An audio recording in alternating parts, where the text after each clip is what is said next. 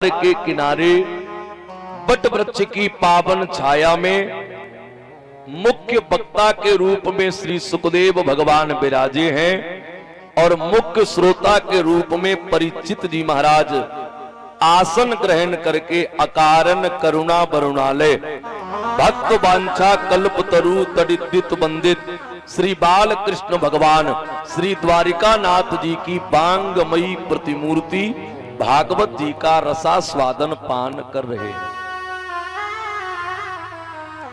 उनकी कृपा के बिना ये कथा प्राप्त हो पाना बड़ा कठिन है। आज इसी बिंदु से कथा की विधा से हम आप जुड़े। श्री गोवर्धन जी का पूजन हमने आपने कल किया। अब पूजन करवाने वाले कौन हैं? स्वयं भगवान। अभी जो कहा गया उनकी कृपा के बिना कथा मिल पाना, कथा सुन पाना, कथा सुना पाना ये संभव हो ही नहीं सकता। राम कृपा बिनु आव न जाई,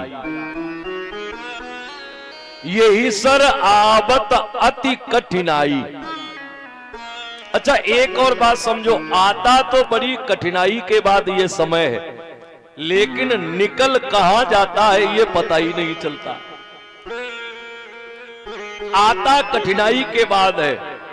हमारे भदौरिया जी का पूरा परिवार, नाते रिश्तेदार, जब से मई के महीने में हमने ये तिथि निश्चित करके दी, आपने संकल्पित होकर श्रीफल नारियल समर्पित किया, तब से तैयारी में लगे पड़े हैं। इतने महीनों के अंतराल से ये समय आया है, लेकिन जाने में आज 6वां दिन प्रारंभ हो गया है। बोलो ये मालूम पड़ा हो कि समय कहां निकल गया। कल कथा विश्राम हो जाएगी, पूर्ण आहुति होगी, भंडारा हो जाएगा। जैसे ये कथा का समय मालूम नहीं पड़ता, ऐसे ही संसार में हमारा जीवन का समय कब बीत जाता है हम जान नहीं पाते। संसार है क्या?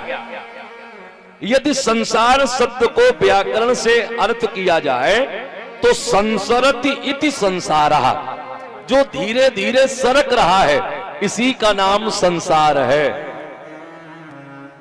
हम बालपन से युवावस्था में आए, किशोरावस्था में आए, बाल सफेद होने लगे, कान कम सुनने लगे, आंखें कम देखने लगी, हाथ पांव कमजोर पड़ गए, लेट गए तो उठने की हिम्मत नहीं, बैठ गए तो बिना सहारे के लेट ना पाए। मंदिर जाने का मन बहुत है, लेकिन जोले नाती हाथ पकड़ के ना चले तोले मंदिर ना पहुंच पाए।